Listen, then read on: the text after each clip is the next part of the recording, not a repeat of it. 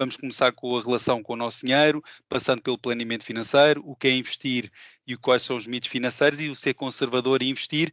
E aqui há alguns momentos podemos mostrar um bocadinho este nosso índice, começar já também por antecipar o último ponto que vai ser aqui discutido, que é dizer já e avisar já que, ou muito me engano, a esmagadora maioria das pessoas que aqui estão, e muitas mais que se podem juntar, são faças conservadoras. Não sei se sabiam, estavam preparadas para isto, mas é uma conclusão a que vão chegar. Mas já lá vamos, já vou explicar o que é isto de ser conservador e porque é que as pessoas, de um modo geral, são efetivamente conservadoras. Portanto, começando aqui pela nossa relação com o dinheiro, como é que definimos, não é? Como é que cada pessoa interage com o seu dinheiro, tem, enfim, obviamente aqui a questão cultural terá sempre a sua influência. Por exemplo, se estivermos a falar de países como os Estados Unidos da América, há uma literacia financeira muito grande que faz com que as pessoas, por exemplo, quando começam a definir o seu planeamento financeiro, quando começam a definir o seu objetivo para o seu dinheiro, invariavelmente investem em ações.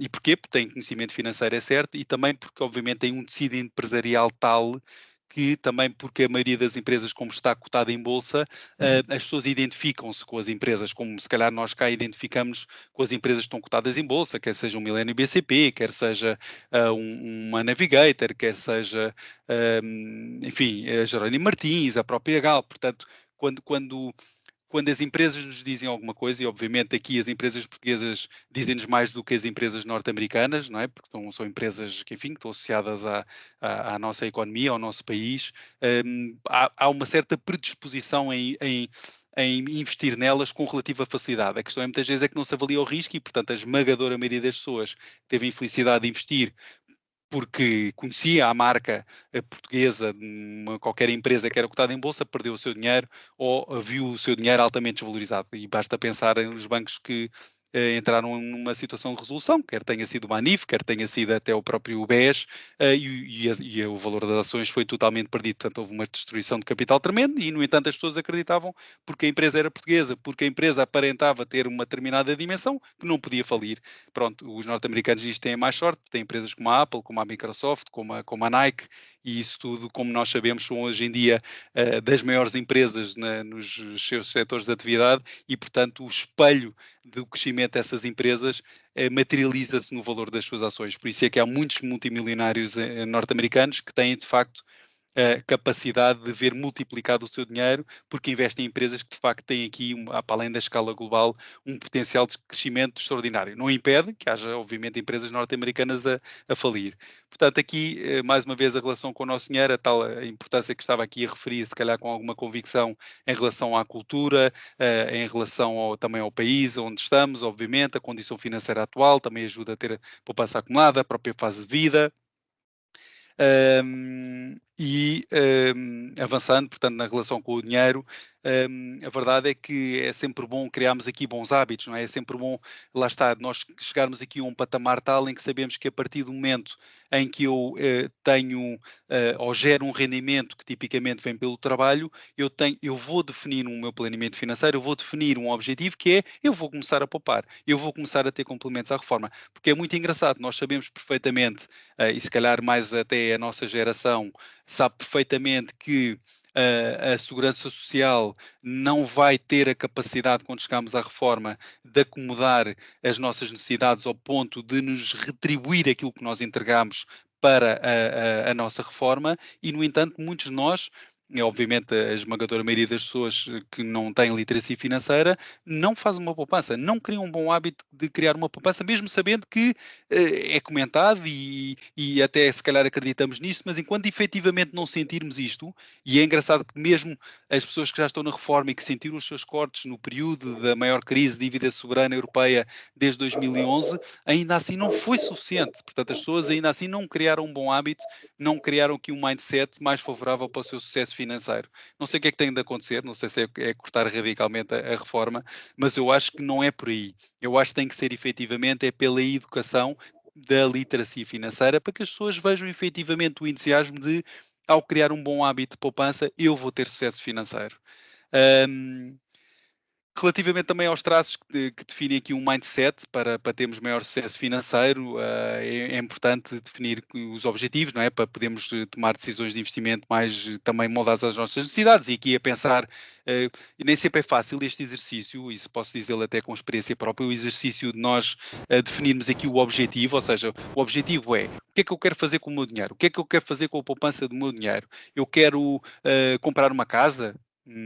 Daqui a determinados anos, eu quero fazer uma viagem, eu quero comprar um carro. Nem sempre é fácil nós definirmos este objetivo e com isso criarmos o tal mindset, criamos logo aqui o bom hábito. Muito bem, então se eu quero comprar uma coisa que tem um determinado valor, isto é tão simples como eu todos os meses poupar X. Pronto, e este princípio até pode acontecer e é natural que aconteça, mas muitas vezes o que acontece também é que, por qualquer razão e tipicamente imprevisto, eu vou recorrer àquela poupança porque aquele objetivo que até queria concretizar, depois logo vejo como é que arranjo, ou depois logo tento compensar de alguma maneira, e acabamos por não ter com grande facilidade a capacidade de criar o tal mindset para definir um objetivo. Eu acho que o que acaba por funcionar melhor, e acho, obviamente, falo aqui também muito por experiência própria, é criarmos um de dois objetivos, que é quando nós temos o nosso dinheiro, quer seja já o temos acumulado e queremos investi-lo, ou não temos todo acumulado e queremos começar a acumular, das duas uma. Eu estou a fazê-lo porque eu já sei que num determinado momento, daqui a um ano, daqui a 10 anos, eu vou comprar uma casa, ou, diria que aqui é 95% das pessoas, que dizem, não, eu quero poupar até um dia vir a precisar do dinheiro. Não sei em quê. Pronto. Uh, esta é, diria que é a forma como as pessoas lidam melhor com o seu objetivo financeiro, com o seu sucesso financeiro e com a relação que querem ter com o dinheiro, que é, eu vou poupar o meu dinheiro, vou começar a poupar todos os meses, ou vou rentabilizar o dinheiro que eu já tenho, até um dia vir a precisar dele. E no limite, dos limites, por mais absurdo que possa parecer, eu vou ser a pessoa mais rica do cemitério e vou transmitir isto para a herança. E, portanto, isto não é de todo descabido. Claro que eu gosto de desfrutar da capacidade de poupança, não é? Claro que eu gosto de desfrutar do meu sucesso financeiro, mas também eu posso fazer, não é? Eu posso perfeitamente e fazemos muitas vezes e os nossos clientes são apoiados muito nesse sentido, que é, tive aqui um ano com uma determinada rentabilidade. Muito bem, vou gozá-lo. Vou gozá-lo, nem que seja numas férias, vou gozá-lo a comprar um carro, vou gozá-lo a ir mais vezes ao cinema com os meus filhos, o que seja. Quer dizer, mais uma vez, aqui o importante é criarmos uma relação com o dinheiro que tem que ter por base a criação de bons hábitos para eu começar desde, em qualquer momento de fase da minha vida, poupar o meu dinheiro. Quer seja para eu definir o objetivo daquilo que eu quero fazer, quer seja ter por objetivo rentabilizar o meu dinheiro o melhor possível até um dia que eu venha ou não a precisar dele. Porque lá está, por transmissão também por herança, fica para quem cá estiver. Depois, relativamente à crença de que é possível atingir o sucesso financeiro, de facto é. Isto é uma realidade que é absolutamente factual e baseamos também a nossa conversa em factos. É muito interessante e posso-vos dar aqui vários exemplos, entre, por exemplo, empresas como a BMW, que obviamente estou a falar aqui de empresas que nos dizem sempre mais qualquer coisa, mas empresas como a BMW, que nos últimos 10 anos, por exemplo, valorizaram 60%, que pode não parecer assim nada de extraordinário, mas empresas como a Apple e se calhar hoje em dia nós tropeçamos em iPhones ou tropeçamos em determinados produtos que nem nos lembramos do impacto que elas podem ter na nossa vida, por um lado pela sua dimensão, como pelos hábitos até às vezes de consumo que temos, e eu posso ser dono de parte dessas empresas através da compra de ações, e que, por exemplo, valorizaram empresas como a Apple nos últimos 10 anos 980%, quer dizer, sabendo o que eu sei hoje, quem investiu em ações da Apple, por exemplo, ou da Microsoft, ou mesmo, como dei o exemplo da BMW ou da Nike, hoje estaria rico, hoje estaria milionário. E é claro que é diferente, aqui a escala do dinheiro poderá ter o seu impacto, mas se eu tivesse poupado todos os meses 50 euros em ações, não é que faça sentido concentrar o dinheiro todo numa empresa só porque ela no limite pode falir, não é? Ninguém impede isto. Mas se eu tivesse concentrado em 2 ou 3 empresas, mesmo incluindo norte-americanas e europeias, se pensarmos sempre na questão da escala dessas empresas, que quanto mais global for, maior o seu potencial de crescimento, a verdade é que ao fim de 10, 20, 30 anos, podemos muito facilmente, e isto há variedíssimas formas de o comprovar, muito facilmente, mais do que dobrarmos o nosso valor investido. Portanto, aqui pois é o desafio que é muito psicológico, que é termos a capacidade de deixarmos o nosso dinheiro investido até um dia em que venha a ser necessário, porque muitas vezes este desafio psicológico é difícil de se ultrapassar. Porquê? Porque há falta de uma bola de cristal, como já falámos no início, isto não é uma linha reta de valorização, não é? As empresas passam por desafios, como passaram recentemente pela pandemia, em que tivemos o maior crash da história entre fevereiro e março de 2020, como tivemos em 2022 como o pior ano de mercados financeiros a seguir a 2008. Porquê? Porque não foi mais do que o reflexo da economia, tanto para o bem como para o mal, e portanto nesses momentos, psicologicamente, é difícil mantermos o nosso dinheiro, mas quem o faz, e independentemente do que se passa no curto prazo, no médio e longo prazo, tem sucesso financeiro. E essa convicção não muda, nunca mudou na história, nem nunca vai mudar. Aliás, eu gosto de dar também este exemplo, que é qual é uma das razões porque um dos maiores gurus financeiros é multimilionário. Estou a falar do Warren Buffett, que é muito comentado e obviamente é um comentador nato de variedíssimos temas com relação com a economia. É uma das pessoas mais ricas do mundo. Qual é que é o grande segredo do sucesso dele?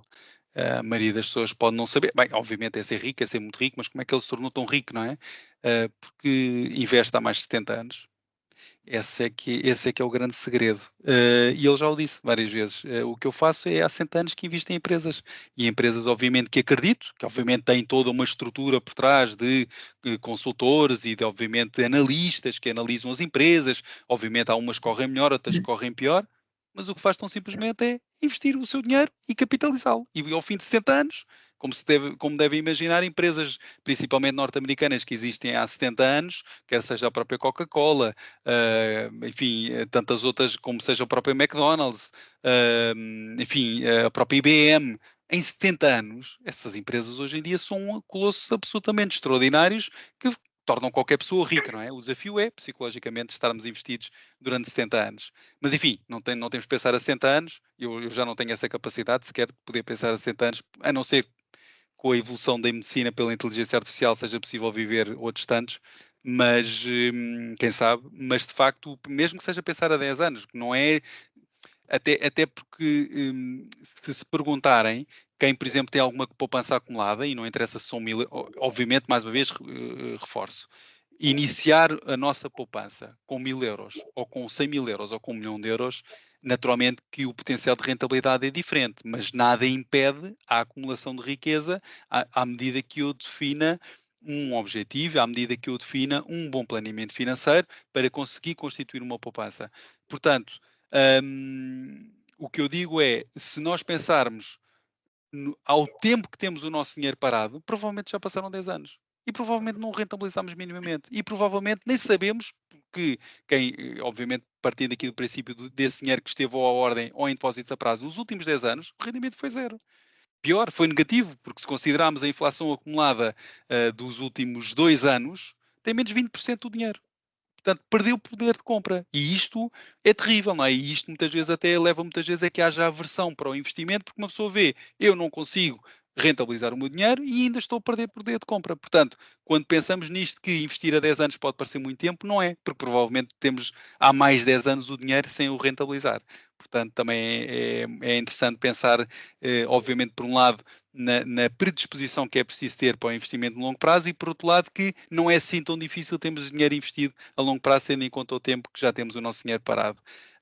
Ser proativo também na execução das decisões é importantíssimo.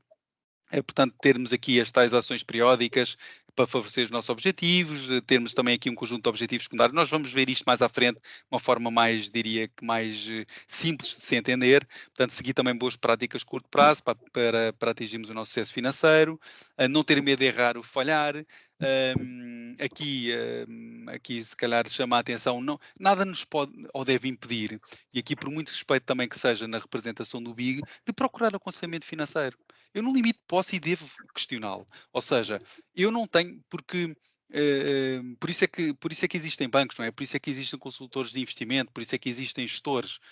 Não digo que quando eu procuro aconselhamento financeiro eu seja melhor aconselhado num banco tradicional, chamado banco de retalho, do que num banco de investimento. Não, isso não é. não é suposto. É claro que os bancos procuram dar a melhor resposta possível em termos de aconselhamento financeiro, mas há bancos que são especializados em aconselhamento financeiro e por isso é que há bancos de investimento e há bancos de retalho. Eh, mas efetivamente nada pode, na questão de ter medo de errar ou falhar, nada pode nem deve impedir eu procurar aconselhamento financeiro. Porquê? Porque não é a minha área, porque não limita a minha atividade ou aquilo que eu faço na vida consome de tal maneira o meu tempo que eu não tenho capacidade para ter toda a informação ao meu dispor. Eu não tenho toda a capacidade para saber que se os mercados financeiros são um reflexo da economia e se a economia foi e sempre será cíclica, em determinados ciclos haverá setores de atividade ou geografias que vão ter melhores resultados ou que vão prejudicar menos o meu património financeiro do que outros. Agora, se eu não tenho que ter acesso a esta informação, por isso é que há profissionais, eu não tenho que estar sempre presente toda a informação para poder tomar as melhores decisões ou para poder ter o melhor resultado possível ou o meu melhor sucesso financeiro. Eu posso procurá-lo. Devo, no limite, pela literacia financeira, que é bom que tenha, questioná-lo. E, acima de tudo, a literacia financeira também vem de onde? De colocar questões. Porquê? Porquê é que me está a dizer que devo estar mais investido nos Estados Unidos do que na China? Porquê é que me está a dizer que eu devo estar mais investido nas renováveis do que no setor automóvel? O que é que se espera em termos de ciclo económico? Porquê? E, portanto, muitas vezes o colocarmos as questões, e nada nos deve inibir nesse aspecto, é uma ótima forma de evitar, por um lado, errar também, ou de ter medo de errar ou mesmo falhar. Portanto, é aqui o desafio também que lanço, obviamente, é o de questionar, independentemente de queremos ter literacia financeira, que ajuda seguramente, e já disse e repito que o meu grande objetivo, o nosso grande objetivo com estas sessões é tornar-nos inúteis, para que as pessoas tenham muito mais confiança na gestão do seu património financeiro e do seu sucesso financeiro, mas nada pode nem deve impedir, no limite que, ao questionarmos quem é profissional na matéria, também me ajude a tomar melhores decisões. A mentalidade de aprendizagem constante também está-nos, porque isto é um mundo em constante evolução, mesmo o mundo financeiro, e a tal questão de sabermos ou procurarmos saber onde é que devemos estar mais investidos em cada momento, faz mais sentido um determinado título do que outro, portanto, sem entrar aqui em grandes pormenores técnicos, que tipo de investimento é que faz mais sentido? Faz mais sentido um depósito a prazo, faz mais sentido ações, faz mais sentido fundos de investimento, faz mais sentido obrigações, que são títulos de dívida, em cada momento, e quais, e onde, e portanto, naturalmente a literacia financeira vem dar resposta a isto, mas mais uma vez digo, a literacia financeira também vem muito de colocarmos as questões e de procurarmos a informação, como digo, de especialistas que nos deem esta literacia financeira. Depois a capacidade também de definir limites. Aí, mais uma vez, aqui o nosso guru financeiro de referência à escala global, Warren Buffett, que diz esta frase e de facto ele diz isto com grande convicção e, portanto, é importante também reter estes ensinamentos de pessoas que são de grande sucesso e que tiveram grande sucesso financeiro na vida, e um dos grandes sucessos, naturalmente, foi o facto de estar investido há tanto tempo. Mesmo definindo objetivos ambiciosos, é importante saber impor limites realistas na sua viagem financeira. Isto para dizer, por exemplo, o quê? Eu lembro-me, aconteceu uma vez com a devida graça, mas obviamente que não deixámos de ensinar a pessoa a caminhar para esse sucesso financeiro. Tivemos um cliente que veio com 1000 euros e disse: olha, eu daqui a 10 anos quero ser milionário, portanto destes 1000 euros ensino-me a ter 1 milhão de euros. Não é possível, lamento, também se tinham esta expectativa para esta formação, não é possível.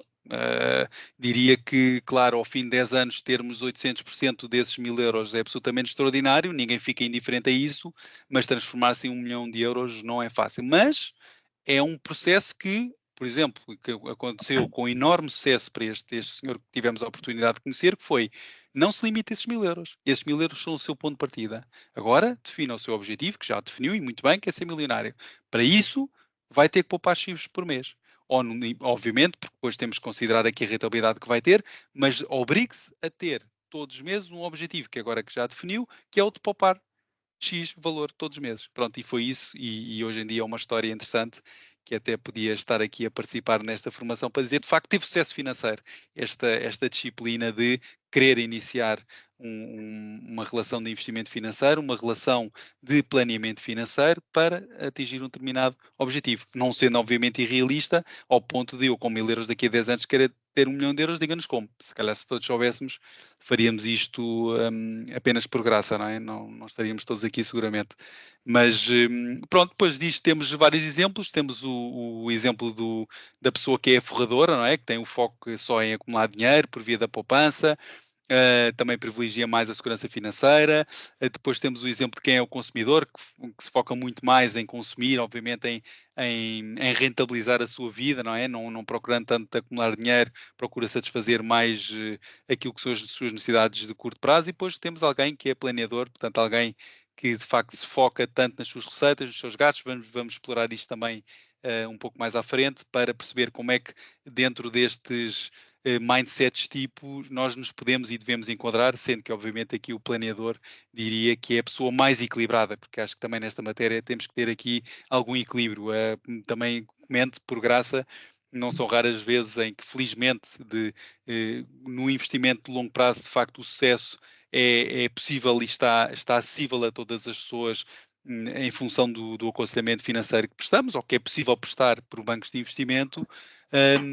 E as pessoas chegam ao fim do ano, por exemplo, o ano 2023 foi um ano absolutamente extraordinário e tinham uma valorização do seu património, obviamente à escala do valor que tinham investido, e que nos chegavam a perguntar: então agora o que é que eu faço com o meu dinheiro? Bem, obviamente que o princípio, enquanto eu não preciso, é continuar a capitalizá-lo, porque depois, obviamente, o meu capital investido, mais o rendimento que eu estou a ter, se continuar assim, eu vou ter mais rendimento sobre o capital que investi, mais o rendimento acumulado, e portanto aqui vou cada vez mais aumentar a rentabilidade e o meu sucesso financeiro.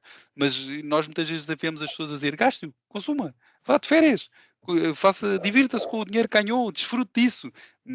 Não dizemos isto na totalidade, não é? Porque há o princípio bom de capitalizarmos também o nosso rendimento, porque senão, se nós esgotarmos sempre o nosso rendimento, principalmente em anos bons, chegamos ao fim de 10 ou 20 anos e temos exatamente o mesmo dinheiro. Também não é. Portanto, encontrar aqui o equilíbrio acho que é o mais interessante neste percurso do sucesso financeiro.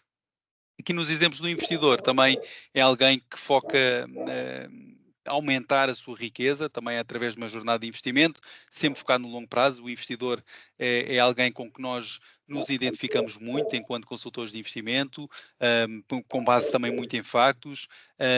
O investidor é alguém também que nós procuramos educar muito quando fazemos a nossa consultoria de investimento a quem nos procura.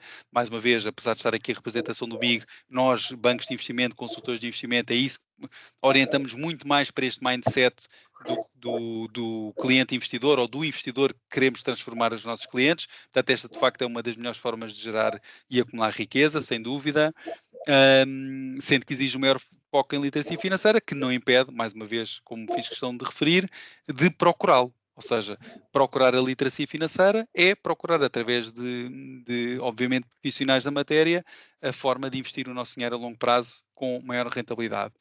A atitude perante o dinheiro também é chave para resultados financeiros futuros, portanto, cada pessoa também deve moldar a sua atitude perante o dinheiro, porque, independentemente do objetivo que se define, também é verdade que às vezes surgem imprevistos e que muitas vezes não são previsíveis, não é? Mas temos que conjugar cada um destes mindsets tipos ou outros, de forma a que se adeque a si. Aqui, peço desculpa que andei para trás.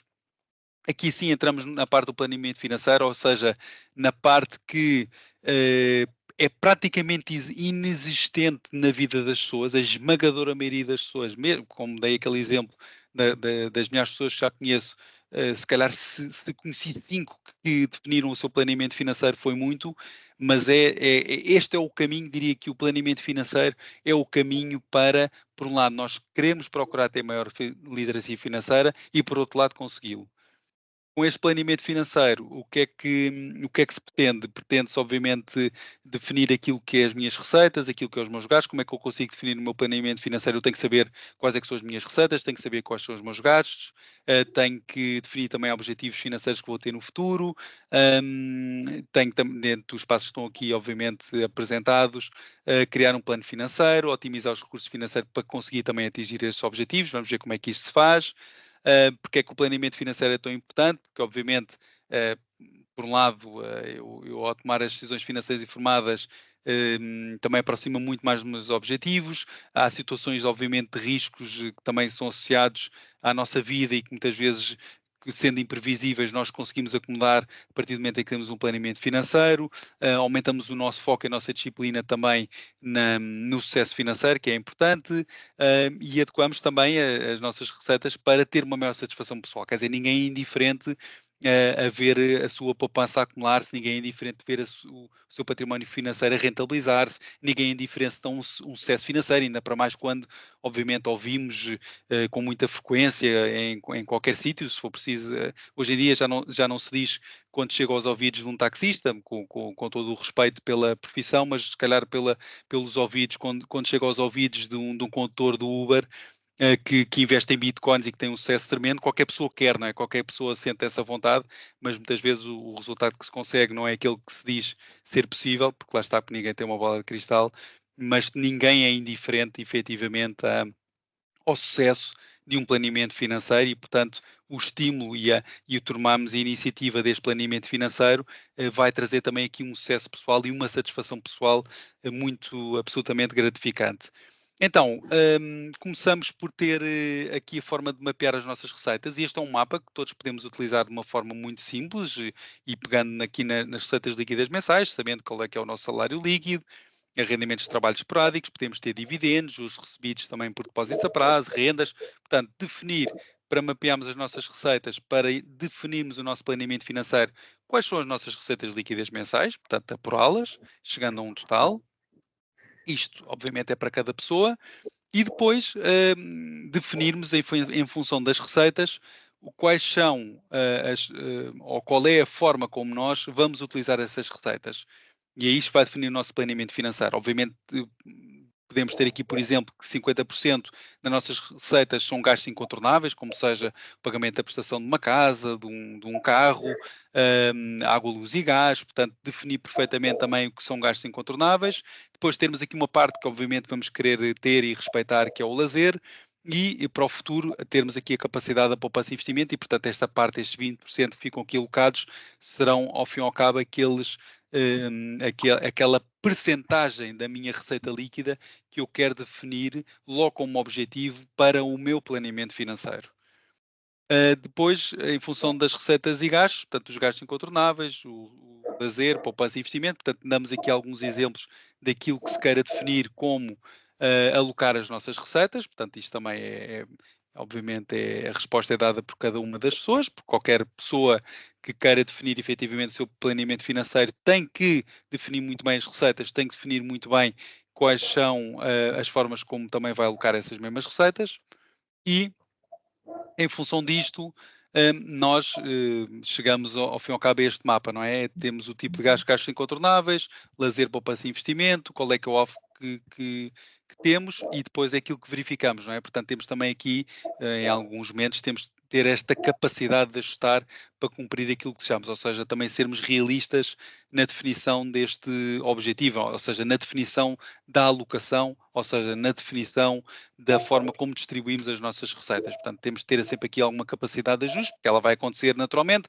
porque entretanto as taxas de juros subiram e eu pago mais prestação, portanto tem que em todo o percurso do nosso planeamento financeiro é perfeitamente natural irmos fazendo este ajuste.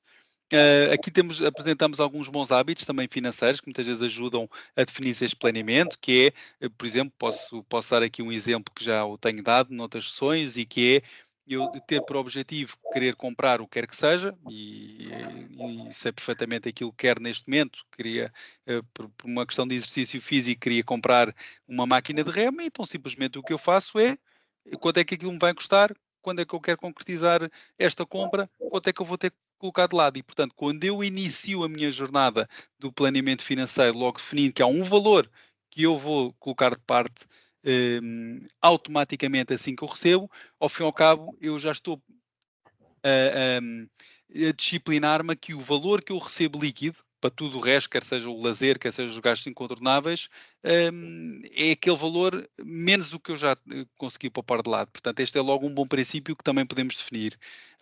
Portanto, evitar a utilização de dívida desnecessária, também naturalmente, para adquirir bens indispensáveis, e uma forma muitas vezes de o fazermos não é fácil, na sociedade de consumo em que vivemos nem sempre é fácil adiar decisões de consumo, não é? E, portanto, o crédito muitas vezes facilita-nos o consumo instantâneo, mas é um bom princípio, é uma boa disciplina. Eu quero consumir um determinado bem, um determinado serviço, muito bem, então só tenho que o definir quando é que eu o quero cumprir e qual é que é o valor que eu tenho que colocar de lado para o conseguir conquistar.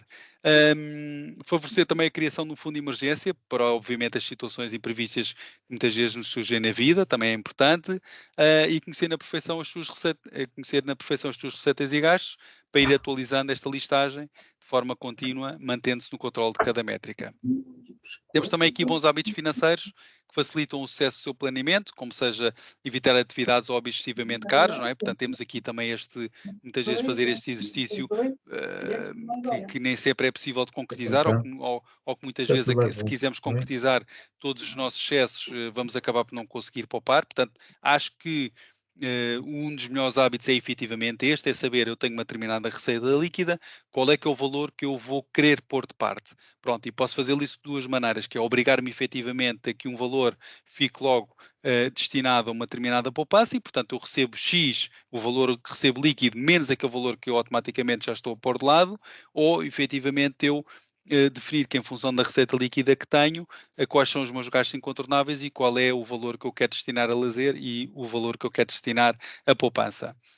Aumentar a literacia financeira, naturalmente por toda a informação que também temos hoje em dia disponível até online, que temos obviamente também nos bancos de investimento, de uma forma até relativamente simples sobre os vários produtos financeiros, também para me trazer maior literacia financeira. Vamos entrar aqui numa parte que acho que é mais esta parte, estes dois pontos atrás que vimos, obviamente, tem aqui uma componente, se quiserem, mais teórica, se bem que tem que ser passada à prática pela questão do planeamento financeiro e nós definirmos conforme vimos, não é? O termos aqui as receitas líquidas e distribuí-las pelos gastos incontornáveis, pelo valor que queremos destinar também a lazer e, obviamente, o valor que queremos poupar, mas aqui entramos na parte que é mais o nosso cotidiano, que é mais a nossa vida, que é mais a forma como nós vemos o mundo financeiro, a forma também como às vezes achamos que as coisas são de uma maneira e acabam por ser outras, portanto vamos tentar também desmistificar estes mitos financeiros com esta parte. Portanto, acho que aqui é mais, falo obviamente por mim, mas acho que é mais entusiasmante, acho que é a parte em que procuramos saber mais para termos mais literacia financeira. Portanto, investir não é mais do que um processo de alocar recursos a algum ativo ou comportamento, na expectativa de obter um retorno favorável. Portanto, alocar dinheiro a ativos e instrumentos financeiros, e ativos, entenda-se, obviamente, instrumentos financeiros que sejam ações, que já falámos, que sejam títulos de dívida de Estados ou de empresas, a expectativa de obter um certo retorno positivo num determinado horizonte temporal e cumprir objetivos específicos, financeiros ou outros. Portanto, os objetivos financeiros pode ser eu, daqui a X anos, quero ter um determinado valor acumulado, sem contar, obviamente, com a rentabilidade que venha a ter, ou um determinado objetivo que é comprar uma casa, fazer uma viagem, ou comprar um carro, ou quer que seja, que enfim, qualquer objetivo, ou ajudar um filho a comprar uma casa, ou ajudar um filho a tirar um curso, o que quer que seja. Por acaso, nesse aspecto, posso até dar um exemplo. Muitas vezes, lá está, psicologicamente não nos lembramos, não é não nos lembramos, mas psicologicamente não nos é fácil, hum, se quiserem, não nos é fácil criar este hábito de criarmos uma poupança. Voltando aqui um bocadinho atrás, que é o cumprir objetivos específicos. E posso dizer, também pela devida curiosidade, tenho 3 filhos e costuma dizer-se que a casa de ferreiro espeta pau, mas em matéria de poupança e investimento, em questão de planeamento financeiro, não é todo o caso, não é todo o nosso caso quando estamos ligados ao setor financeiro. De facto, as pessoas, e muitas pessoas conhecem ainda hoje em dia, mesmo de outros bancos, do ponto de vista da cultura financeira, como são pessoas que têm muita cultura financeira, são pessoas que têm muito bons hábitos de poupança. Não são todos, obviamente, mas a maioria sim tem bons hábitos de poupança e conseguem ultrapassar muitas vezes barreiras psicológicas, como acontece, por exemplo, no caso dos filhos, quando nascem e que temos muitas vezes o hábito até de querer fazer uma poupança para os nossos filhos, ou quando fazem anos, ou quando é no Natal, ou mesmo familiares com o dinheiro e queremos poupar. E quando damos por ela o dinheiro, até abrimos uma conta para os nossos filhos, ou sobrinhos, ou o que seja, e de repente chegam aos 18 anos e pronto, e tem ali 500 euros acumulados e tem ali às vezes 1000 euros acumulados. Pronto, não quero estar a entrar aqui em grandes pormenores, não é tanto por isto, é pelo princípio de nem nos lembramos do importante que pode ser para satisfazer determinados objetivos que tanto ambicionamos para os nossos filhos, através de um bom planeamento financeiro, que seja, por exemplo, definir uma poupança todos os meses. E foi isso que fiz com cada um dos meus filhos, sem pensar efetivamente no que é que a vida lhes podia trazer ou deixar de trazer, sendo que tenho hoje em dia uma filha maior de idade, que obviamente ingressando na universidade, ela hoje em dia, não foi o caso, felizmente, mas se quisesse estar numa universidade privada, estava, e a poupança que acumulámos todos os meses desde que ela nasceu até aos seus 18 anos de vida, permitiu perfeitamente pagar numa das melhores universidades portuguesas privadas, um curso durante pelo menos 4 anos. Perfeitamente. Podíamos perfeitamente acomodar isso e o que tivemos que fazer, obviamente não deixou de haver aqui um esforço financeiro, era nós tínhamos, tanto eu como a minha mulher, tínhamos uma determinada receita líquida, a receita líquida obviamente já era deduzida daquele valor, que foi aumentando à medida que fomos tendo mais filhos, até termos o terceiro filho. E obviamente que se calhar havia meses em que aqui a gestão financeira do nosso, enfim, património financeiro ou do rendimento líquido que tínhamos todos os meses, era desafiante por todos os custos que os filhos implicam, mas nós obrigávamos efetivamente a manter aquela poupança. Portanto, aquilo psicologicamente nem era tema, porque automaticamente era um valor que saía automaticamente assim que recebíamos o dinheiro. E de repente proporcionamos, ao fim de 18 anos, obviamente com um resultado absolutamente extraordinário em termos de rentabilidade também desses valores que foram sendo acumulados e investidos, e que cumprimos um objetivo que é bestialmente realizante, que ninguém fica indiferente quando consegue satisfazer um objetivo como este, que a esmagadora maioria dos pais tem para os seus filhos, que é poder-lhes proporcionar, obviamente, uma licenciatura, que se tiver que ser num privado, então que haja essa capacidade e que nunca falhe essa possibilidade, e acho que isto de facto é muito gratificante quando o conseguimos fazer. As várias formas de poupar também de investimento financeiro, portanto, investir em empresas por via de mercado acionista, este é engraçado, que é também da experiência que tenho, e da cultura financeira, como sabem, em Portugal, e não é só em Portugal, posso dizer, até porque tenho essa experiência, em Espanha é igual, portanto, na Europa, claro que há exceções, por exemplo, o caso da Alemanha, os Países Baixos são muito evoluídos do ponto de vista de literacia financeira, é certo. Os franceses, também diria que sim, depende um bocadinho às vezes do extrato social, mas de facto há aqui uma iliteracia financeira que tem uma escala muito europeia.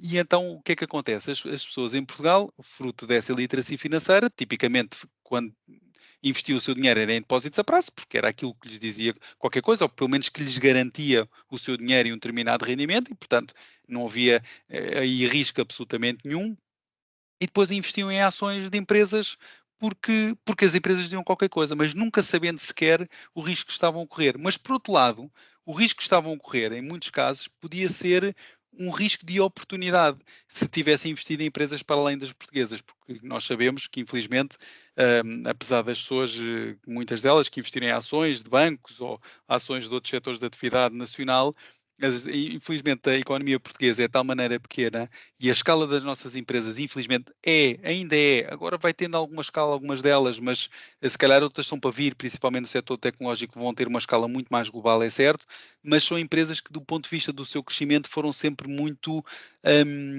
enfim, foram sempre empresas muito pequenas, quando comparadas com outras empresas, mesmo a nível europeu, mesmo a nível espanhol, mesmo a nível, obviamente, francês. Portanto, um país tão pequeno, com uma economia tão pequena, de facto, quem procurou investir o seu dinheiro, e muitas pessoas sem cultura financeira, só porque as empresas lhes diziam qualquer coisa, pronto, pensar numa Galp, não é? Uma pessoa pensa numa Galp e pensa, é uma empresa que eu dependo completamente quando quero pôr gasolina no meu carro, e portanto aquela empresa está cotada em bolsa, e entretanto estou-se falar na Galp que as ações subiram 10% ou que subiram 20%, e eu vou para lá o meu dinheiro, mesmo sem saber o que eu estou a fazer, ou mesmo sem saber que eu estou a comprar uma parte da empresa e estou a sujeitar-me à gestão dessa empresa, que obviamente que se espera que seja a melhor possível. Portanto, investir em empresas por via do mercado acionista é absolutamente extraordinário. E é tão simplesmente nós estarmos a comprar uma parte das empresas, nós estarmos a comprar e a depender da gestão dessas empresas.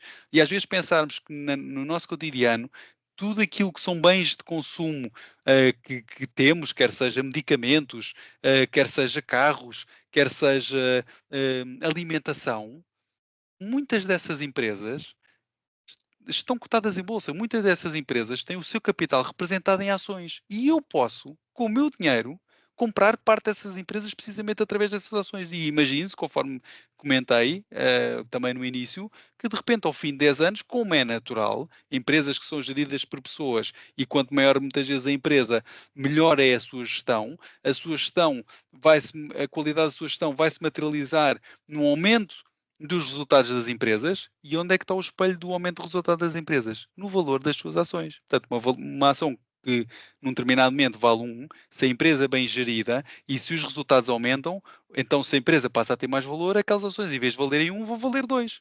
E portanto, isto é um fenómeno absolutamente extraordinário que, apesar do risco que obviamente implica investir em ações da empresa. Porquê? Porque eu estou dependente do risco da empresa e se a empresa falir eu perco o meu dinheiro todo, é verdade, mas eu consigo anular este risco como? Através de outros instrumentos financeiros, como sejam fundos, como sejam ETFs, ou estão simplesmente comprando várias ações, não é? Se eu comprar ações de várias empresas e de setores de atividade diferentes, então eu diria que a probabilidade de eu perder o meu dinheiro é a mesma daquelas empresas todas falirem. Se eu tiver 2 empresas, o risco é maior, mas se eu tiver 20 empresas, eu diria que o risco é quase o mundo acabar, não é? Se pensarmos em 20 grandes empresas norte-americanas, ou juntarmos ainda algumas europeias, ou se juntarmos ainda mesmo algumas, por exagero, de mercados emergentes, como seja o Brasil, ou como seja até mesmo a China. Portanto, não, hum, é uma forma absolutamente extraordinária de investirmos o nosso dinheiro. É naturalmente pelo seu risco, por um lado pode ser uma oportunidade, é acima de tudo uma oportunidade, mas temos que acautelar a questão do risco e por quanto mais tempo tivermos investido, mais vamos participar na gestão que obviamente se espera que se tenha de, obviamente, um percurso ascendente. Basta pensar na nossa vida, basta pensar em toda a nossa atividade profissional que trabalhamos em empresas, quer seja próprias, quer seja de outrem, que o objetivo que têm é crescerem todos os anos.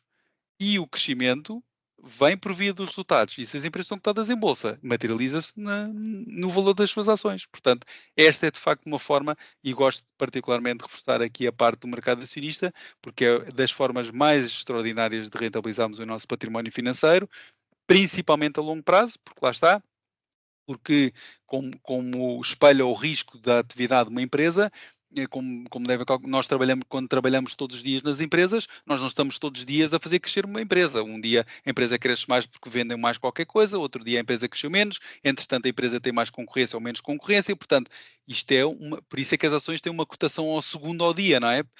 Porque isto é uma variação que se vai tendo contínua, que naturalmente, à medida que as empresas vão crescendo, o valor das suas ações vai subindo. Se as empresas vão tendo menos resultados, o valor das suas ações também é o espelho disso mesmo e vai desvalorizando. E, portanto, o princípio de nós estarmos investidos diversificados, obviamente bem aconselhados, sabendo que estamos a investir em empresas de valor, que têm por objetivo fazer crescer os resultados das empresas, é o que efetivamente vai traduzir-se na rentabilização do nosso património financeiro. Outra forma de investirmos o nosso dinheiro é através do mercado obrigacionista, e aqui é tão simples como pensarmos em títulos de dívida. Ouviu-se muito, principalmente durante a crise da dívida soberana europeia, iniciada em 2011, quando Portugal se dizia que se financiava há 10 anos a 15%, e foi isso que levou até a que, na altura, o nosso Ministro das Finanças, Teixeira dos Santos, tivesse que chamar a Troika. De facto, os títulos de dívida, ou seja, empresas ou Estados, quando precisam de financiar a sua atividade, emitem dívida, emitem títulos em que se comprometem a pagar um determinado rendimento todos os anos e, no fim do empréstimo, devolver o dinheiro aos seus investidores. E os investidores o que fazem é, se confiam na entidade, compram esses títulos, têm por garantia que essa entidade lhes vai pagar esse rendimento e que, no fim, vai devolver. Portanto, eu diria que aqui é uma forma de investimento muito mais aproximada com os depósitos a prazo, porque eu tenho a garantia que enquanto eu tiver aquele título que me é garantido por um Estado ou por uma empresa, eu vou receber um rendimento fixo, na maioria das vezes é fixo, pode ser variável, pode taxa de juros, mas normalmente é fixo, pode ser 1%, pode ser, depois há aqui a questão, não querendo entrar em grande detalhe, o que é que justifica uma empresa pagar um maior juro do que outra? Tem muitas vezes a ver com o risco da empresa ou da entidade, neste caso o Estado. Por exemplo, o Estado português há 10 anos quer pedir dinheiro emprestado para financiar a nossa economia, os investidores exigem que Portugal pague 3% ao ano. Portanto, um investidor compra um título, que é uma obrigação, ao Estado português e tem por garantia que durante 10 anos vai receber todos os anos 3%. Pronto. E obviamente confiamos que o Estado não vai falir e, portanto, vai tudo correr bem. Se eu for pedir dinheiro à Argentina, se eu for, desculpem, se eu for emprestar dinheiro à Argentina, se a Argentina e precisa, obviamente, financiar a sua atividade, vai ter que pagar no mínimo 100% todos os anos. Porquê? Porque o risco de não me devolver o dinheiro ou de não me pagar aquele juro é elevadíssimo. Portanto, também há aqui uma relação, obviamente, entre o juro que é pago por uma entidade versus a outra, que tem a relação com o risco. Mas é uma forma de eu, através do investimento financeiro, garantir rendimento e capital num determinado período, desde que essa entidade não entre em falência. Outra forma de investir é obviamente, as matérias-primas, quer seja o ouro, a prata, o petróleo, e podemos considerar também aqui a parte das moedas estrangeiras. Se eu comprar dólares e os mantiver, estou sujeito à variação do dólar contra o euro, não é? Que pode valorizar também, como pode desvalorizar. Portanto, estas são as formas mais populares. Mercado acionista, portanto, é o capital social de empresas que estão cotadas em bolsa e eu poder comprar parte dessa empresa, quer dizer, posso comprar a empresa toda, não é? Mas eu diria que as empresas que são cotadas em bolsa valem milhares de milhões de euros, portanto, normalmente, por isso é que não tem um acionista só quando são cotadas em bolsa. Emprestar dinheiro a entidades como Estados ou empresas, que são através do mercado obrigacionista e ter um rendimento fixo garantido durante um determinado período, ou investir o nosso dinheiro em matérias-primas.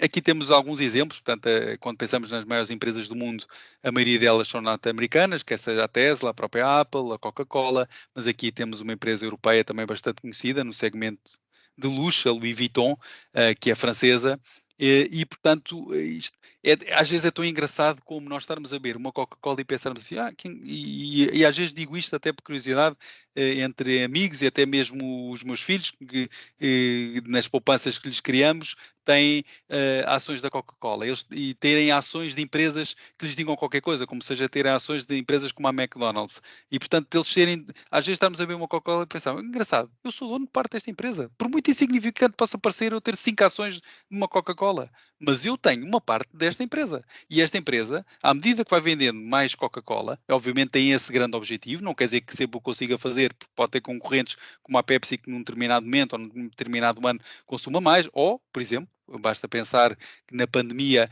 com os confinamentos, de repente deixou-se de beber Coca-Cola, não é? E, portanto, obviamente que houve ali uma desvalorização muito significativa da empresa, mas eu sou detentor, posso ser detentor, tornando-me acionista de parte das empresas. E quanto mais valor invisto nelas, naturalmente, maior é a minha participação nelas. De facto, estas são alguns exemplos das empresas que têm, nos últimos 10 anos, e quem diz 10 anos pode dizer 20, não é? Para as que existem já há 20 anos, têm, de facto, uma tendência absolutamente crescente que não impede que em anos em que a economia entre em recessão, desvalorizem. Por exemplo, a própria Apple, que indiquei que factualmente nos últimos 10 anos valorizou mais de 800%. Não impediu que em 2022 caísse 40%. Mas o facto de estarmos investidos, por exemplo, há 10 anos, faz com que se acompanhe a evolução desde o primeiro iPhone até aquilo que é hoje o iPhone 15 e aquilo que é a empresa que mais smartphones, entretanto, vende no mundo porque ultrapassou a Samsung. Portanto, veja-se bem o quanto é extraordinário poder participar nesta empresa. E se pensarmos bem, não era nada que se calhar não pudéssemos antecipar, não era nada que já não adivinhássemos que pudesse acontecer. O que é que no limite faltou? Foi sabermos, podíamos comprar parte dessas ações parte dessas empresas através das ações, que naturalmente através dos bancos é possível ter. E portanto, a partir daí, e hoje, ou mesmo quem não o tenha feito ontem, em qualquer momento, pode fazê-lo. E isto vem por graça comentar aqui um ditado chinês, porque, por exemplo, uma pessoa já calhou perguntar, Filipe, está bem, mas agora a Apple valorizou 800% em 10 anos. Agora já é tarde para comprar a Apple, não é? Quer dizer, não, com tanto que valorizou, vai continuar a valorizar? Claro que isto pode ser muito por uma crença, não é? Se hoje tem um iPhone 15, porque é que daqui a 10 anos não podem ter o iPhone 30, não é? E o iPhone 30 continuar a dominar. Se eu acreditar nisso, pronto. Isto é uma questão de convicção, ou seja, isto se calhar por um lado é entregar um bocadinho à sorte, mas o que nós temos que se calhar saber à partida é se eu confio ou se eu quero confiar na gestão da empresa, acreditando naturalmente que tudo vai fazer para continuar a crescer, então os 800% não são o limite da valorização desta empresa, ela vai continuar a crescer. Por isso é que se diz, conforme o ditado chinês, quando perguntam, Filipe, conforme o ditado chinês, qual é a melhor altura para plantar uma árvore? Foi há 20 anos atrás. Qual é a segunda melhor altura? É hoje. Portanto, nada impede que, independentemente daquilo que já foi o percurso da esmagadora maioria das maiores empresas do mundo, principalmente norte-americanas e europeias, continuem efetivamente com uma valorização. Na verdade, a valorização é absolutamente ilimitada, não é? Se as empresas continuarem a crescer, isso vai ser refletido no preço das ações, que vai continuar a subir, e por isso é que nós vemos, conforme os anos vão passando, que independentemente de ser uma variação que não é uma valorização contínua, está permanentemente em acumulação de rentabilidade. Não falha, nunca falhou, nem nunca vai falhar, a não ser que as empresas entrem efetivamente em falência. Emprestar dinheiro, já vimos, então, é poder emprestar dinheiro a entidades como Estados, não é? Quer seja o Estado norte-americano, português, alemão, ou mesmo empresas que também têm a sua capacidade de pedir dinheiro emprestado através do mercado obrigacionista, comprometendo-se a pagar um determinado rendimento e devolvendo o dinheiro no fim do prazo. Já sabemos também que, através deste instrumento financeiro, o rendimento que eu recebo ao emprestar dinheiro a uma determinada entidade, governo ou empresa, vai variar em função principalmente do seu risco. Empresas ou entidades têm, ou governos têm mais risco, são obrigadas a pagar mais, senão ninguém lhes empresta dinheiro. Empresas com menos risco e governos com menos risco, que, por exemplo, a Alemanha paga menos do que Portugal, não é? Porque os investidores sabem que tem muito menos risco emprestar dinheiro à Alemanha do que emprestar, não digo muito menos hoje em dia, felizmente, mas tem menos risco emprestar dinheiro à Alemanha do que emprestar dinheiro a Portugal. Portanto, a Alemanha tem capacidade de pagar um juros menor do que Portugal. Assim como vimos o exemplo da Argentina ter que pagar 100%.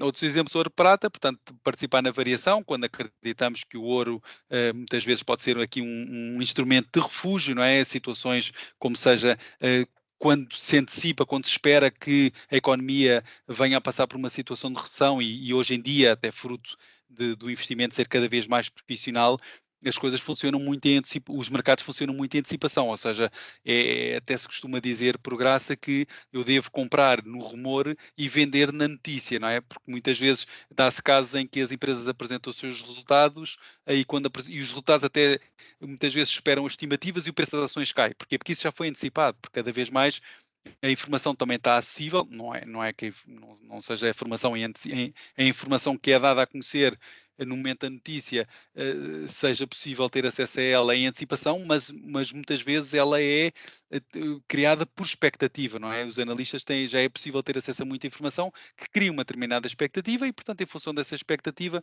há uma determinada variação que vai acontecendo antes. E, portanto, o ouro muitas vezes serve aqui de refúgio quando se espera que a economia venha a entrar em recessão.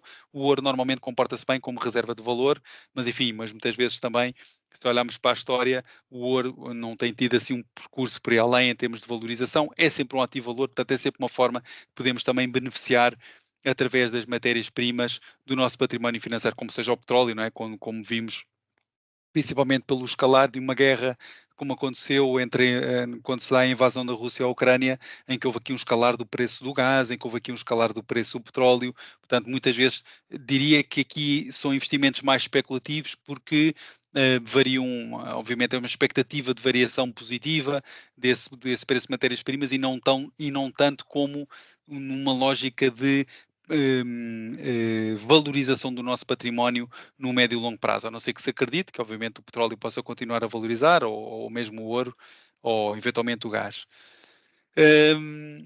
Aqui em relação aos os mitos financeiros que existem e que muitas vezes nos retraem na decisão de investir, que é preciso ter muito dinheiro, e nós já falámos sobre isto, não escondo, e obviamente isto não é preciso ter literacia financeira para ter esta noção, que a questão da escala do dinheiro terá o seu impacto em termos de ter 10% sobre 10 mil euros é completamente diferente do que sobre 1 milhão de euros, mas quer dizer, mas não é preciso ter muito dinheiro para poder investir, de facto, basta fazê-lo a partir do momento em que se compra uma ação, que obviamente há empresas que têm as suas ações em função do valor das empresas, que podem começar nos 5 euros, como podem começar nos 500 euros ou mesmo 500 dólares, mas eu posso no limite, se tenho a capacidade de fazer 50 euros de poupança mensal, chegar ao fim, por hipótese de 10 meses, e passo a ter 500 euros para comprar aquela ação, por exemplo, ou haver instrumentos financeiros que também permitem indiretamente comprar aquela ação e que têm um valor muito inferior.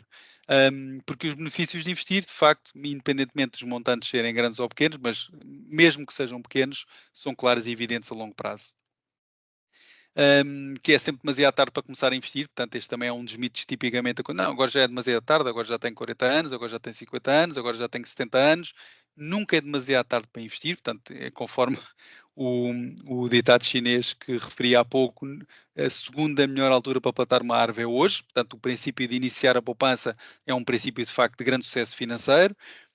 Os benefícios de não ter todo o dinheiro parado são claríssimos, para se ter uma ideia, a esmagadora maioria das pessoas, e que aqui nesta nossa conversa de facto espelhou bem no questionário que lhe foi feito, não quer ter o dinheiro parado, não quer de facto ir rentabilizar o plano de depósito a prazo. Quem tem o dinheiro parado, mesmo em depósito a prazo, nos próximos 10 anos, não vai ganhar dinheiro. Basta pensar simplesmente o seguinte: hoje em dia, e é o que acontece sempre, salvo raríssimas exceções, que tipicamente são depósitos promocionais num determinado período, e mesmo assim, feitas as contas, não sei se compensa.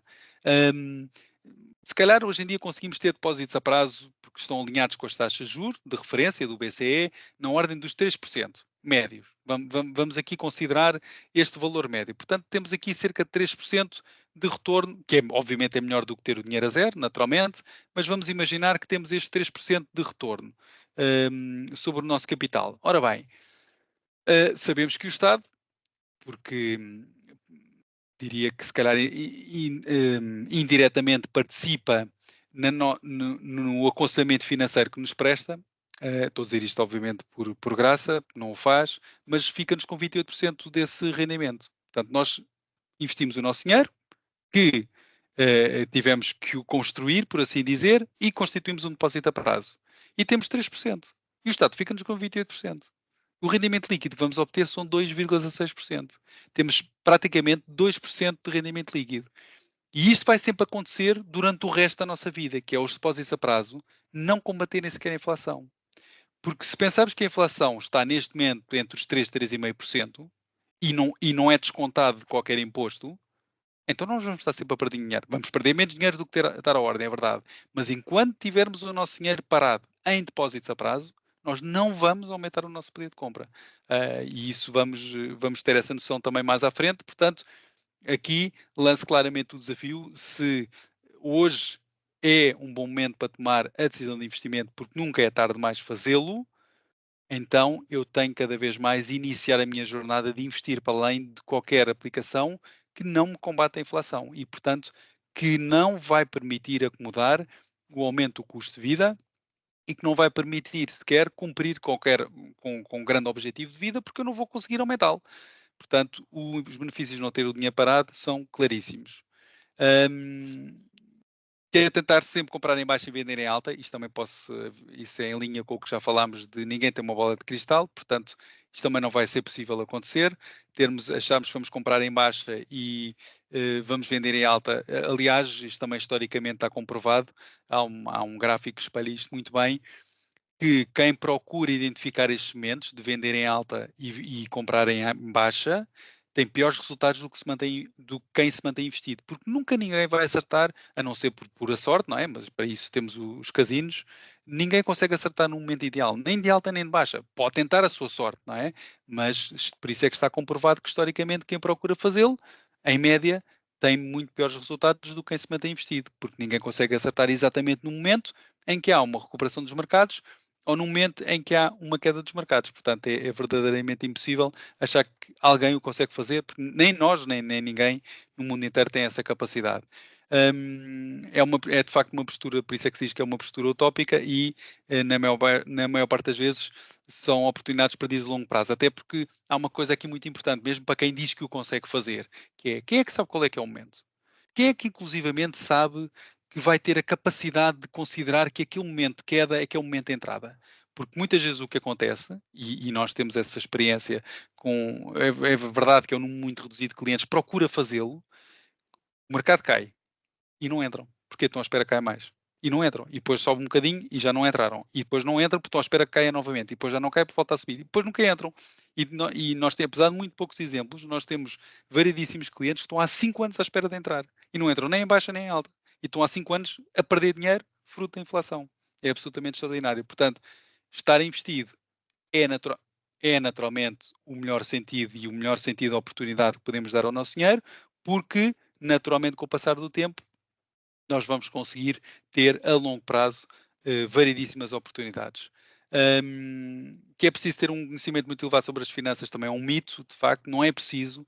A informação está muito disponível hoje em dia, a informação hoje em dia tem uma escala completamente global e, acima de tudo, é aquilo que também já falámos. Nada nos pode nem deve impedir de questionar e questionar consultores de investimento que, na representação dos bancos de investimento, nos digam efetivamente como é que devemos investir e no limite, questionar sempre porquê. Porquê é que me está a dizer que deve investir assim? Porquê? E eu acho que é daqui que vem muito da nossa capacidade também de adquirirmos cultura financeira, que é quanto mais perguntas eu fizer, mais respostas naturalmente vou ter e naturalmente mais conhecimento vou ter do porquê das coisas. Portanto, procurarmos ajuda, procurarmos aconselhamento financeiro para termos mais cultura financeira, de facto é verdadeiramente importante, não tem por que não acontecer e, de facto, ter conhecimento é aquilo que nos vai ajudar também a investir mais, portanto, procurá-lo não tem mal absolutamente nenhum. Investir e jogar é a mesma coisa, não tem nada a ver, e como vimos, por exemplo, no caso das ações ou mesmo das obrigações, mas em particular nas ações, investir é comprar uma parte de empresas que são geridas por pessoas que naturalmente têm por objetivo fazer crescer essa empresa. Pronto, é tão simples quanto isto. E jogar não. Jogar é entregar à sorte completamente o nosso dinheiro e esperar que nos saia um jackpot por qualquer razão. Investir não. Investir é comprar de facto alguma coisa, mesmo que seja uma coisa virtual, porque é desmaterializado, porque hoje em dia já não há papel, não há os títulos que havia antigamente, era tudo em papel e guardava-se em cofre. Hoje em dia está tudo desmaterializado através dos bancos, através de plataformas de negociação. Mas de facto é comprar algo que existe efetivamente. Mesmo que seja virtual, nós estamos a comprar parte de qualquer coisa. E, portanto, investir e jogar, naturalmente, não é a mesma coisa. É preciso ter conhecimento, é preciso ter análise, claro, consistência na criação e seguimento do plano de investimento a longo prazo, sempre, mas nunca associar o investimento ao jogo. Não tem absolutamente nada a ver, porque, conforme falámos, estamos a comprar parte de qualquer coisa. Que existe efetivamente e que tipicamente são empresas que até nos dizem bastante. Só vou investir para ficar rico rapidamente, portanto também não é verdade, é uma postura errada como investidor, porque não existe esse reconhecimento rápido e mesmo tudo aquilo que já temos ouvido falar, e até mais recentemente, sobre alguns investimentos financeiros, nomeadamente as bitcoins, não é verdade, isso não acontece, é também um mito achar-se que de repente por magia as pessoas ficaram todas ricas, é verdade que determinados investimentos tiveram valorização, nomeadamente as bitcoins, que valorizam este ano novamente mais do que 100%, e o ano passado outros 200%, mas a verdade é que ninguém apanhou esse timing de baixa, a não ser ter-se mantido investido. Mas também estarmos investidos em algo que ninguém sabe explicar muito bem porquê, ver estarmos investidos em algo que nós até conhecemos e muitos de nós até podemos ter, como seja, por exemplo, um iPhone e comprar ações da Apple, valorizou 800% em 10 anos. Portanto, no limite não precisamos de inventar muito, não é? É comprarmos algo que nos diga efetivamente alguma coisa, acautelando sempre um princípio muito importante em matéria de investimento, que é nunca colocar todos os ovos no mesmo cesto. E neste sentido por muito interessante que seja confiar no desenvolvimento de uma empresa como a Apple, eu não devo concentrar todo o meu dinheiro numa empresa só, porque eu não posso garantir que amanhã, por muito bem gerida que aquela empresa seja, não possa falir. Conservador a investir, e aqui tentando terminar e mantendo a plateia ainda entusiasmada com esta sessão, que já vai longa, mas aqui vamos entrar na parte que eu gosto mais de desafiar as pessoas e que muitas vezes gosto de as apelidar de falsas conservadoras. Portanto, o que é que são conservadores e conforme investir? Porque ser conservador não significa deixar de investir, naturalmente, por isso é que tínhamos visto que a questão da inflação é um tema muito importante. Isto também não se vê, por isso é que psicologicamente não tem o efeito que devia ter a inflação consumir-nos o nosso poder de compra, a inflação retirar valor ao nosso património financeiro. Portanto, a questão do custo-oportunidade, falta de planeamento para o futuro, risco cambial da sua moeda base também, menor disciplina e conhecimento, portanto isto está muito associado ao facto de ser conservador, mas lá está, mas as pessoas de um modo geral são falsas conservadoras porque só o são conservadoras porque efetivamente não têm literacia financeira, mas curiosamente têm todas o mesmo objetivo, que é rentabilizar o seu património o melhor possível. E se todas investissem, obviamente mesmo procurando aconselhamento profissional nesse sentido, o seu dinheiro em ações e se limitassem enquanto não precisassem do dinheiro, a manter ali investido pelo máximo tempo possível, teriam efetivamente ao fim de um tempo, e tipicamente a partir de 5 anos, uma rentabilidade absolutamente extraordinária. Portanto, aqui a inflação, para se ter a noção do que é, de facto é a taxa de crescimento dos preços na economia, e nós sabemos, e está muito comentado, e foi a razão pela qual as taxas de juros também subiram sem paralelo em 2022, portanto houve uma subida absolutamente extraordinária das taxas de juros para acompanhar a inflação, para evitar que ela se descontrolasse e houvesse aqui uma perda do poder de compra absolutamente anormal, portanto nós temos que saber combater esta inflação para evitar perdermos o nosso poder de compra. E para isso há uma coisa que tem que ser assumida desde já. Quem tem poupança já acumulada tem que investir o seu dinheiro, e como fiz questão de dizer, depender de depósitos a prazo é perder menos face a ter o dinheiro à ordem, mas não impede a perda do poder de compra pela inflação, que será sempre superior às taxas de juros dos depósitos a prazo. E quem não tem poupança acumulada, não iniciar uma poupança, também naturalmente vai acabar por perder poder de compra. Porquê? Porque o aumento dos ordenados nunca estará indexado verdadeiramente à inflação, e tudo aquilo que levamos já de inflação acumulada vai levar-nos a uma perda do poder de compra.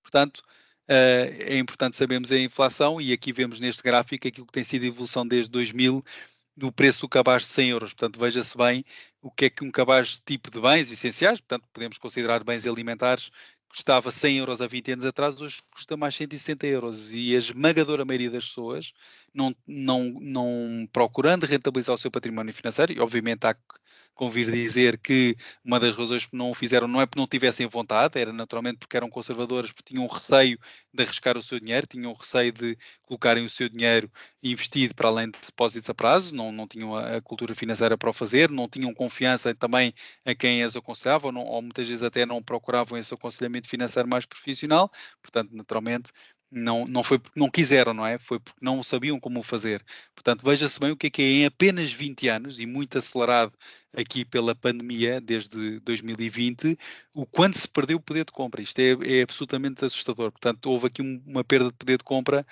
muito grande em apenas 20 anos. E veja-se aqui, por exemplo, o que seria comprar um índice, portanto, um índice que agrega as 500 maiores empresas norte-americanas que estão cotadas em bolsa, que apresentam valorizações médias ao ano de 8 a 10% ao longo dos 30 anos. Portanto, esta seria seguramente uma forma, nós nos últimos 20 anos, podermos acomodar e, obviamente, estar muito acima daquilo que é a inflação com estas rentabilidades, e convenhamos que nos últimos 30 anos passámos por momentos muito desafiantes, que também são aqui espelhados nestas, enfim, nestas quedas algo dramáticas, principalmente aqui esta vista em 2020 com a pandemia, e que obviamente só é compensada pelo tempo de permanência no investimento. Mas quando estamos investidos nas 500 maiores empresas norte-americanas, estamos investidos nas 500 enfim, em 500 maiores empresas do mundo, e obviamente que o crescimento delas está aqui refletido. Portanto, esta é a rentabilidade que se consegue ter ao investir em ações ou investir com algum risco. E veja-se também o que é o exemplo nestas 500 maiores empresas norte-americanas do nosso dinheiro. Nós podemos pensar, está bem, mas eu para comprar 500 empresas, 500 ações de empresas diferentes, tenho que ter muito dinheiro. Sim, é verdade, mas há hoje em dia instrumentos que me permitem comprar indiretamente estas 500 empresas por valores completamente residuais, de 10 euros ou de 10 dólares. Portanto, que são, por exemplo, os fundos de investimento, ou são mesmo os ETFs que replicam os índices. Eu consigo efetivamente ter na minha carteira de investimento estas 500 maiores empresas. E veja-se bem que em apenas 3 anos de investimento contínuo, portanto, eu nada a fazer, limitar-me a colocar o meu dinheiro nas 500 maiores empresas norte-americanas e não mexer neste dinheiro, em apenas 3 anos, mesmo sabendo que investir em ações tem mais risco do que investir em depósitos a prazo, 85% das vezes o retorno foi positivo. E mais uma vez aqui vemos a importância de, por quanto mais tempo passa, e este é um dos mitos também, acharmos que por investirmos em ações podemos perder o nosso dinheiro. Por quanto mais tempo passa, ao fim de 10 anos, 94% das vezes o retorno foi positivo. Portanto, quanto mais tempo eu invisto com risco, maior o meu potencial de ganho e menor a minha probabilidade de não ter um retorno positivo. Portanto, veja-se aqui 94% das vezes, é praticamente o mesmo que dizer sempre. Aqui, mais uma vez, espelhamos bem a perda do poder de compra. Temos, por exemplo, 10.000 euros que eram poupados em 1990, vale agora menos de 3.500 euros. Portanto, temos aqui neste gráfico aqui a cor laranja. Temos aqui neste gráfico esta linha também a cinzento desde 2000. Portanto, toda a perda do poder de compra é por via da inflação, que é um tal inimigo invisível, porque nós sabemos que há inflação, mas não, quer dizer, não vemos o nosso dinheiro a desaparecer, portanto achamos que ele não existe, mas existe efetivamente porque aquilo que hoje custa 1.000 euros, há 10 anos atrás, ou mesmo há 20 anos atrás, custava 600 euros. Portanto, é daí que vem o poder de compra e basta nós pensarmos, às vezes, nas quantas vezes comentamos que as coisas estão hoje em dia muito mais caras, os bens de consumo estão muito mais caros, os carros estão mais caros, portanto, se tudo está mais caro, efetivamente isto tem que vir de um lado. Em grande medida, vem naturalmente pela inflação. E então, se vem pela inflação e se eu não tenho o meu dinheiro a rentabilizar, eu cada vez tenho menos capacidade de comprar o que quer que seja. Depois vemos aqui também o risco cambial da sua moeda base, portanto, nós sabendo que estamos em Portugal, estando na Europa, no euro, temos o euro e, portanto, ter 1.000 euros em 2008 valiam perto de 1.600 dólares, 1.000 euros atualmente valem perto de 1.080 dólares. Portanto, isto é também o risco, muitas vezes nós temos o nosso dinheiro numa moeda estrangeira para além do euro, quando precisamos utilizar o nosso dinheiro, temos sempre de o converter em euros e, portanto, podemos perder o nosso dinheiro. Portanto, também há o risco cambial, que pode ser a nosso favor, mas também pode ser desfavorável. Não estar investido, mais uma vez, relembrar o efeito de ter o dinheiro parado, a longo prazo não investir é mais arriscado do que estar continuamente investido, portanto aqui vemos que mesmo sendo conservador, não deixe de investir, portanto o princípio de termos o dinheiro parado, por quanto mais tempo passa, maior é o risco, e sabemos isto pela inflação, porque vamos estar sempre a perder poder de compra, e chegamos assim ao fim da nossa sessão.